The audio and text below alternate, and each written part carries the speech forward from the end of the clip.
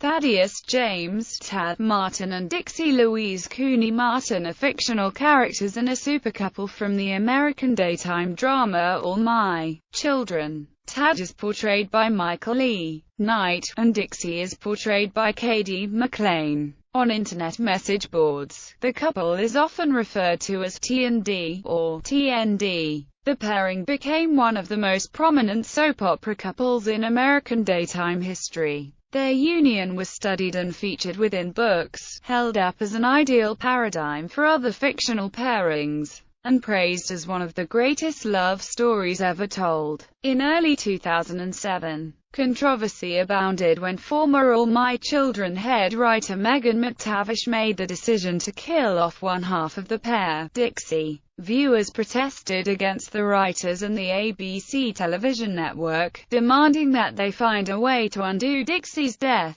However, the character's demise was deemed permanent. The incident was elevated as one of the most prominent controversies in American daytime television history. To appease fans and make an effort to amend the situation, ABC daytime executives and McLean confirmed in March 2008 that Dixie would be returning to the series, but in the form of a ghost and for a brief time period. McLean's first air date was May 2, 2008. In April 2011, it was announced that she would be returning to the serial before its September 23, 2011 network ending. Dixie is seen returning on the May 17, 2011 episode, where she is shown to be alive and held captive in an undisclosed location by David Hayward, later managing to escape. Storyline. Soon after her arrival in Pine Valley, Dixie falls under the influence of Adam Chandler, the archenemy of her Uncle Palmer. Although Adam and Brooke English are happily married at the time, Adam realizes that Brooke cannot give him the one thing that he wants most in the world, a son. Adam has a brief affair with Dixie, and she becomes pregnant.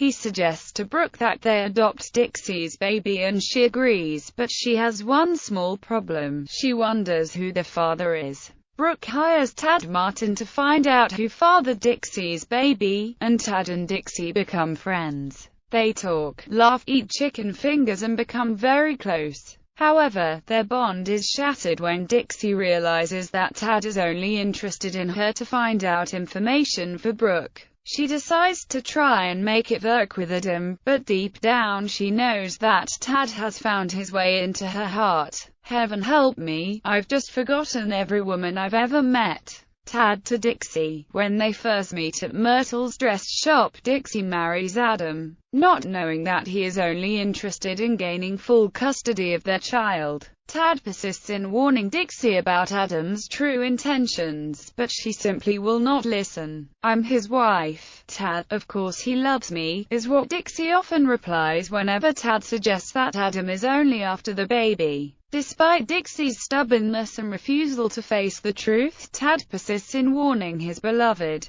and his insistence gets him beaten up by Adam's thugs. Dixie nurses her best friend back to health, and the two once again feel the closeness they shared at the beginning of their friendship. On the day Adam Jr. is born, Tad reveals to Dixie that he wants more than friendship from her. He has fallen in love with the girl from Pigeon Hollow and finally admits his true feelings. Although it is obvious that Dixie loves Tad as well, she decides to stay with Adam and tells Tad that they cannot be friends or see each other anymore. Staying away from each other proves to be very painful and difficult for Tad and Dixie, especially considering that Pine Valley is a small town. Try as she may, Dixie is unable to stay away from Tad, and when Junior is kidnapped, Dixie immediately calls Tad. While everyone thinks that Sky Chandler is the kidnapper, Tad manages to prove that the baby snatcher was really a woman named Karen. Determined to get sole custody of Junior, Adam comes up with a very elaborate and sadistic plot to make Dixie think that she is losing her mind. In time, Adam's plan works and he sends Dixie to a sanitarium. Adam looks forward to raising his son and winning back Brooke.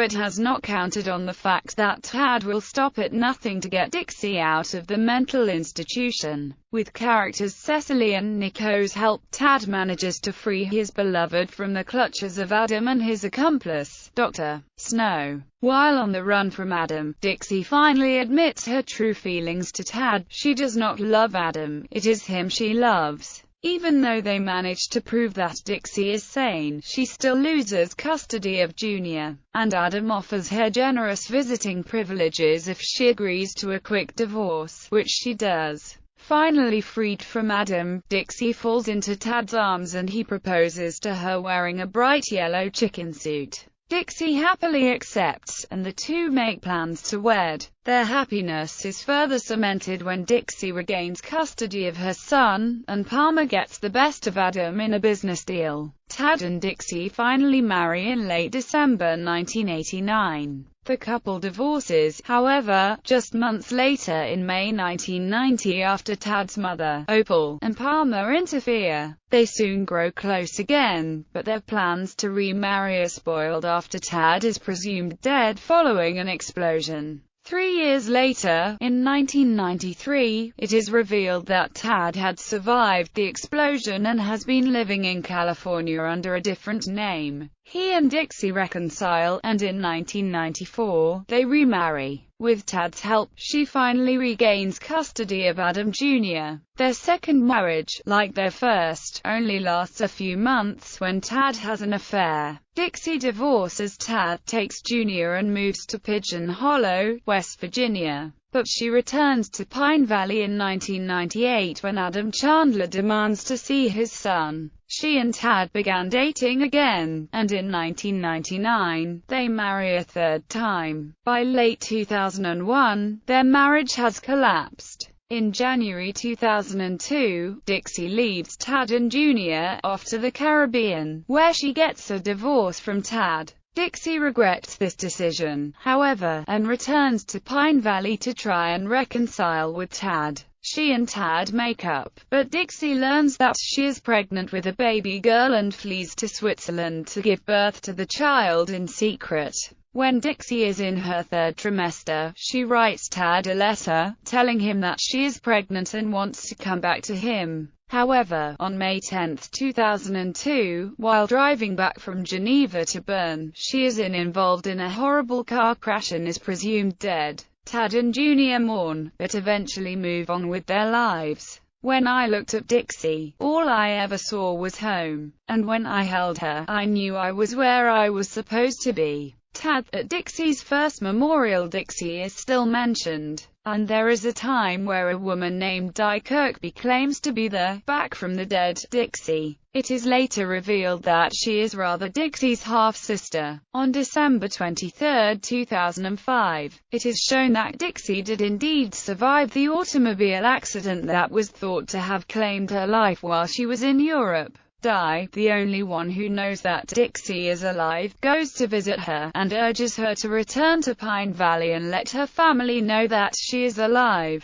Dixie seems adamant on not taking Di's advice at first, but soon returns to Pine Valley in February 2006. She attends the Mardi Gras ball thrown by Erica Kane. Because her face is hidden by a mask, no one from her family recognizes her. She does, however, witness a tender moment between Tad and Di, as well as Junior and Babe. Janet Dillon rigs the hot water heater at the mansion where the ball is being held so that it will explode. When it does, many people die and are injured, and Dixie is trapped by some rubble. She manages to escape without being discovered by anyone. She goes to Wild Wind, where Di is staying. In the middle of confronting her sister, Tad arrives and Dixie runs off before he can see her. Later, she runs into Zack Slater, and he promises not to reveal the fact that she is still alive. Later, she secretly watches in horror as her son holds a gun to Crystal Carey at a cabin, demanding to know where his ex-wife, Babe,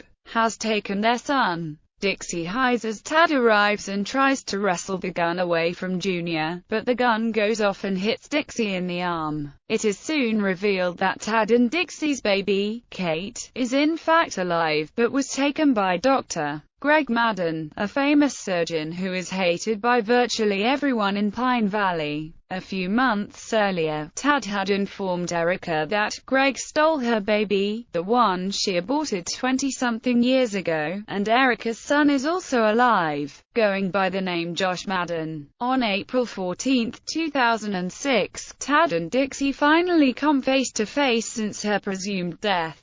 Tad looks at Dixie with an astonished expression and leaves with her, resulting in him punching drive. David Haywood, who was and is determined to keep Tad from Dixie. Tad first thinks that David's obsession with Dixie has led him to have plastic surgery performed on someone. But once Dixie says the words, Ozzie and Harriet, he knows that this woman is his true love. Tad is furious, however, that Dixie let him and Junior think that she was dead for 4 years without a word. He grows even angrier when he learns that she gave away Kate after letting Greg Madden convince her that Tad could not love a daughter, who, Madden claimed, would remind him of Dixie's death too much for him to love the child properly. Tad vents his anger while testifying at Dixie's trial when she stands accused of Greg Madden's murder. Afterwards, though, the two begin to reconcile. Tad invites her for a date one morning, and Dixie accepts. However, in 2007, she dies that day after eating poison pancakes that were meant for her daughter-in-law. Babe's attempted murderer is known as the Satin Slayer, a serial killer killing off the women of Fusion Cosmetics. Dixie's ghost spirit later sees Tad playing with a little 4-year-old named Kathy and instinctively knows that the little girl is actually their lost daughter, Kate. At first, no one else in Pine Valley knows this but Dixie. Adam, however, later discovers the child alive and keeps the knowledge to himself. He is conflicted on a number of occasions on whether to tell Tad, but ultimately decides against it when he finds out that Tad has married the woman he loves, Crystal Carey. In May 2008, Dixie's spirit returns to Pine Valley. On a mission to reunite Tad with his daughter, she haunts Adam, telling him that she will only stop if he tells Tad where Kate is. Adam constantly refuses, but finally relents once Tad is shot by a deranged Rob Gardner at Jesse Hubbard and Angie Baxter's wedding, where celebration has just ended.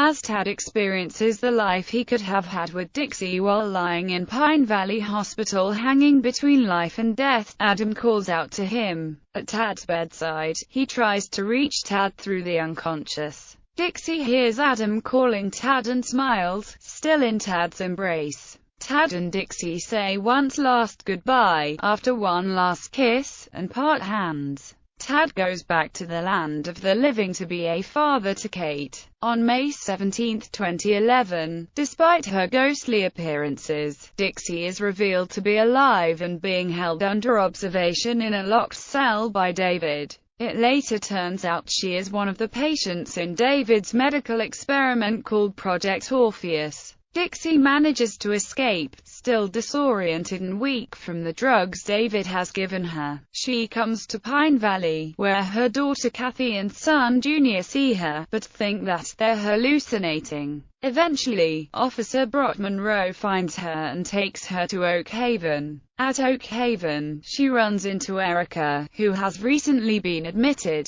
Erica helps Dixie get out, along with Annie Lavery, Marion Colby, and Janet Dillon. Marion, Erica, and Dixie make their way to Erica's daughter, Kendall's house. When Kendall brings up David's name, Dixie runs away in fright. She still hasn't gained back her senses yet. Dixie makes her way to the park and finds Tad, who is talking to her through the stars. On August 8, 2011, Tad asks for a sign from Dixie, and she calls out his name. At first, Tad thinks he's imagining it. Then, Dixie calls out again. Tad turns around and sees Dixie, and they finally reunite. As they spend time under the stars that night, Dixie slowly regains her senses and strength again in Tad's presence. Tad takes Dixie home the next morning, where she meets their daughter, Kathy, face to face for the first time.